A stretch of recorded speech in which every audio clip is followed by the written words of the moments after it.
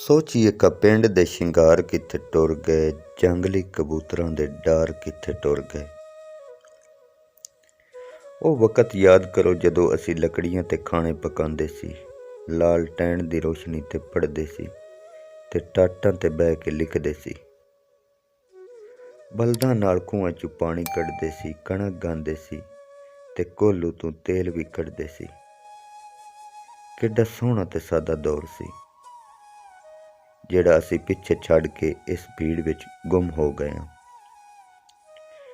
ਜਿੱਥੇ ਲੋਕੀ ਡਾਲਰ ਦੇ ਪਿੱਛੇ ਆਪਣਾ ਦੇਸ਼ ਛੱਡ ਕੇ ਪਰਦੇਸੀ ਹੋ ਗਏ ਨੇ ਤੇ ਆਪਣਾ ਆਪ ਵੀ ਭੁੱਲ ਗਏ ਨੇ।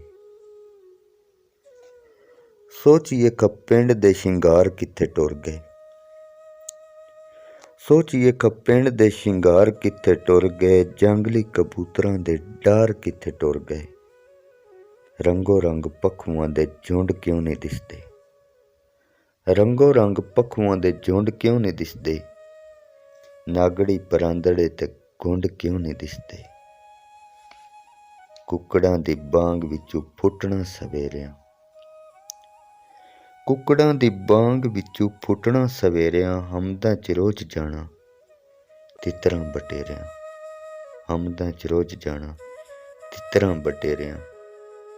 ਚਿੜੀਆਂ ਦੇ ਆਲਣੇ ਤੇ ਟਿਟਕੇ ਸ਼ਰਾਰਤੀ, ਚਿੜੀਆਂ ਦੇ ਆਲਣੇ ਤੇ ਟਿਟਕੇ ਸ਼ਰਾਰਤੀ।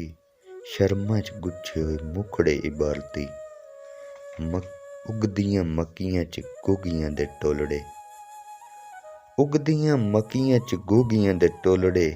ਲੈ ਪੈਣੇ ਗੁੱਜਿਆਂ 'ਚ ਕੁੰਜਾਂ ਦੇ ਮਮੋਲੜੇ। ਬਿੰਡਿਆਂ ਦੀ ਆਵਾਜ਼ ਤੇ ਟਟੀਰੀਆਂ ਦਾ ਬੋਲਣਾ, ਬਿੰਡਿਆਂ ਦੀ ਆਵਾਜ਼ ਤੇ ਟਟੀਰੀਆਂ ਦਾ ਬੋਲਣਾ। ਚੰਨ ਦਾ ਹਨੇਰਿਆਂ 'ਚ ਚਾਨਣੀ ਨੂੰ ਘੋਲਣਾ, ਚੰਨ ਦਾ ਹਨੇਰਿਆਂ 'ਚ ਚਾਨਣੀ ਨੂੰ ਘੋਲਣਾ। ਅੰਬ ਤੇ ਅਮਰੂਦਾਂ ਉੱਤੇ ਤੋਤੜੇ ਕਹਾਣੀਆਂ, ਅੰਬ ਤੇ ਅਮਰੂਦਾਂ ਉੱਤੇ ਤੋਤੜੇ ਕਹਾਣੀਆਂ। ਪਸ਼ਮਾਂ ਦੇ ਰਾਜੜੇ ਤੇ ਟਾਕੀ ਦੀਆਂ ਰਾਣੀਆਂ, ਲਾਲੀਆਂ ਦੇ ਡਾਗਲੇ ਤੇ ਸੈੜਾਂ ਦੀਆਂ ਜੋੜੀਆਂ। ਕਾਂਗੀਆਂ ਦੇ ਡਗੜੇ ਤੇ ਕਾਨੇ ਦੀਆਂ ਘੋੜੀਆਂ। ਸੱਧ ਤੇ ਸੁਨਹਿੜਿਆਂ ਦੇ ਕਾਮਣੀ ਵਸੀਲੜੇ।